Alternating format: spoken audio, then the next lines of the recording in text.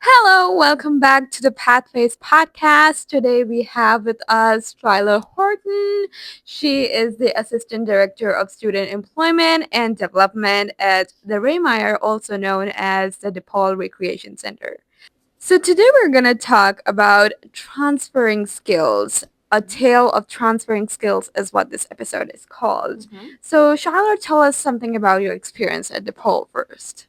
Oh, I love this. So, a fun fact about me, I started DePaul in 2015 as an undergrad and I literally never left. I left for a year. I graduated in 2019, was doing some other stuff, and then once the pandemic hit, I was able to come back. I was a student employee at the Ray from my undergrad until I graduated, and I'm made some networking connections, and the director and I had a good relationship, and so she asked me to interview for this because she knew my skills were transferable and all of that good stuff. So that's one of my kind of like little stories that I have, is the fact that I've been here for a decade now almost, which is wild to think about, but also really great. I've really enjoyed it. I drank the Kool-Aid, and I'm here. I'm staying. That is so interesting. All right, getting to the questions. So many students feel like they're doing these campus jobs just to pay bills.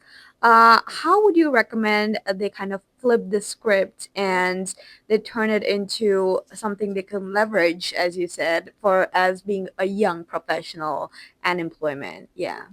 I love this question. Something we talk about at the Ray, and I will shout out our director, Scott Vandermoon, who's amazing. At our last orientation, one of the themes that we wanted to hit on is this idea of like, are you renting your job or are you owning it?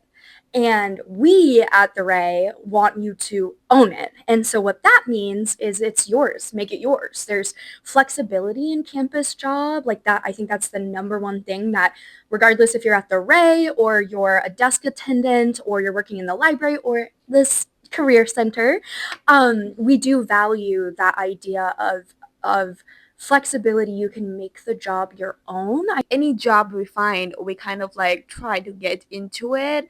And I feel like there are so many jobs in the world right now, and there's like someone just told me that yesterday that there is a job which is created just for you. You just have to find it. That was like so beautiful.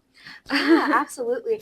And, building off of that, I think it's not even just like you can create your own job. It's like once you get the job, you can also try to have a bit more agency. I think that's a big piece in this of like feeling empowered. I think a lot of this generation is coming up and they're saying, no, I don't want to be a part of this norm or a part of this culture. I want boundaries. I want work life stuff. No, I'm not just going to come in for free.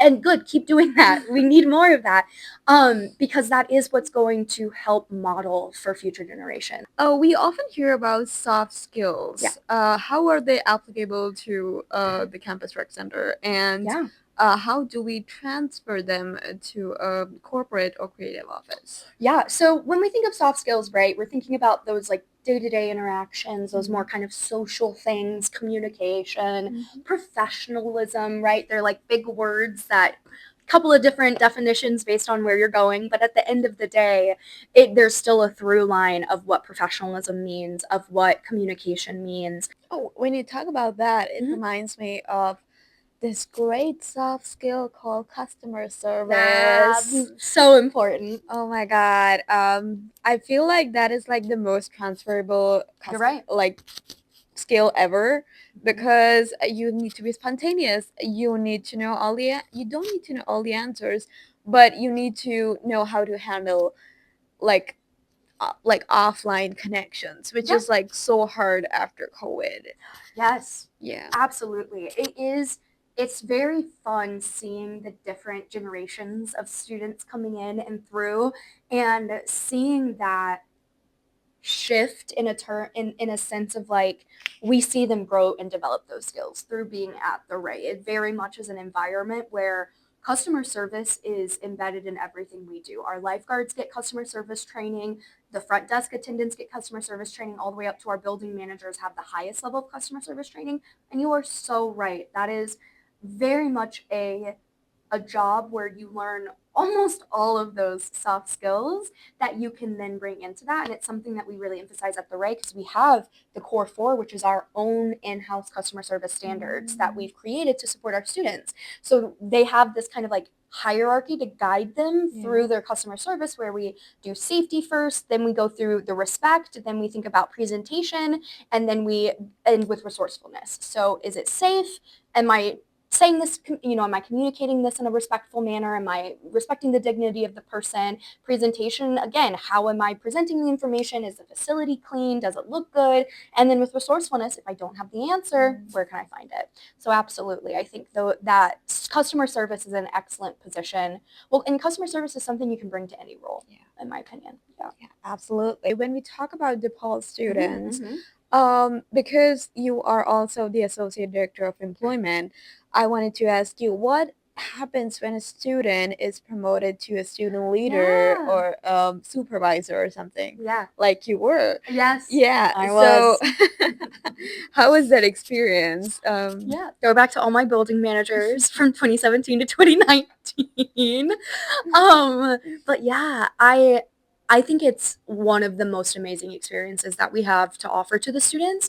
It is a very unique environment where you are managing your peers. I had, when I was like 19, well, I guess by the time I was a building manager, I was like 21, 22, but there were students working for us that were grad students, like 27, 26, that I'm having to hold accountable. And that can be hard, because one of the things that we really emphasize at the Ray, at least, and DePaul is big on this too, right? The community. That's a huge aspect of what I think every office at DePaul tries to achieve. And that's one of the big things that we bring into the Ray as well. And so this opportunity to build up their ability to manage their peers, to navigate those difficult conversations. It's hard holding your friends accountable. Some of these people live together, some of them are dating, and they have to hold each other accountable, and that in of itself is an incredible learning experience. I know it was one that I had to do. So I think that is very much like, for our leaders, they have this opportunity and also this challenge of being at peer support, being there. They're the first line of defense for the students if there are problem patrons, if there's anything happening. So you learn so many invaluable skills. You talk about being accountable to people who are older than you. I know a lot of students in DePaul who feel like the only networking can be done in career fairs. Yeah. But I feel like it can be done like anywhere while walking in DePaul. Totally. 100%. Yeah. 100. If you are, no, I'm kidding. I don't want you all to be networking your life away, but I agree. There is that misconception that the career fairs are the one and only time that you can find that network, and the career fairs are a great concentrated spot. But also think about how many other people are there. Just the foot traffic and the other people that these companies are talking to. So it is those micro moments. It really is. Doing a degree and then when you're doing an on-campus job, it's so hard to kind of like have a work-study balance.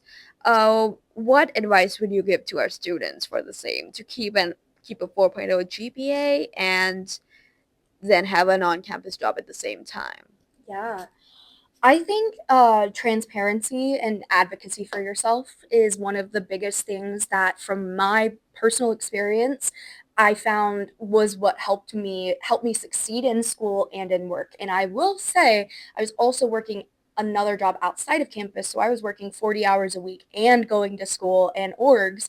So there was a lot going on, and what I learned from that experience was very much setting my own boundaries, which I still am learning to do, but learning to say no, learning what that looks like for myself, and also being honest with your supervisors when you're struggling, telling them that your workload is really heavy right now and you need help, any support. This whole university is structured around wanting you to succeed.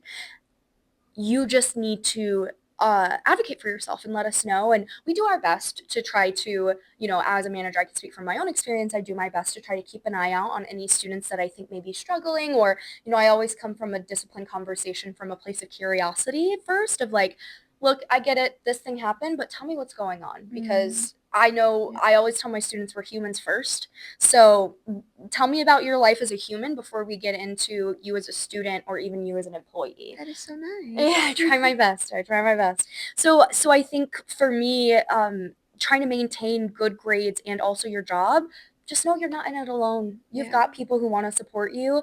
You do not have to be super person and have everything going on at once, and then now you're burnt out in your 20s. Don't do it, folks. Okay, learn from me.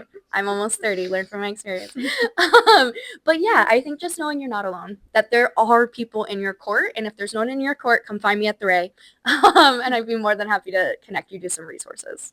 If a student has only 30 seconds to convince an interviewer that their time in DePaul was as valuable as a corporate internship, what should they say? I can't even answer these questions in 30 seconds. All right, folks. So for this question specifically, I think with the 30 seconds that you have, for me, I would be looking for someone to talk to me about having a growth mindset, or having the adaptability, the experiences throughout DePaul's campus, because we are in the city, right? We've got a lot of different cultures, multiculturalism, and all of that stuff. I think it's important to talk about how through the campus environment, you learned the value of growing, finding how to make things better, of owning the positions, not just renting them. And a part of that is a growth mindset. So I think sharing that with an employer personally, even regardless of where you're at, I think that's what we want to hear. We want to know that you're interested in growing, especially from a development perspective. These corporations are going to have talent development, and they're going to be looking for people who are interested in using those services. That's a strong answer. Lastly, any words of advice for our current and prospective student employees? Yes. Oh my gosh. First and foremost, enjoy yourself. It sounds like a cliche, but it goes by fast. I know. It's wild just how quickly these couple of years can go by, these handful of years can go by. So, slow down. That's my number one thing. I know it feels like the world is ending, and it sure as heck does. And we can find those little moments of joy and happiness and comfort in our community at DePaul or outside in the city in Chicago. So I think my number one thing that I want to encourage anyone, but especially students coming into a university setting, is to slow down. So that's my advice. That is so beautiful. All right, that was Schyler Horton with us, and we'll be coming up with more podcasts like these, so stay tuned.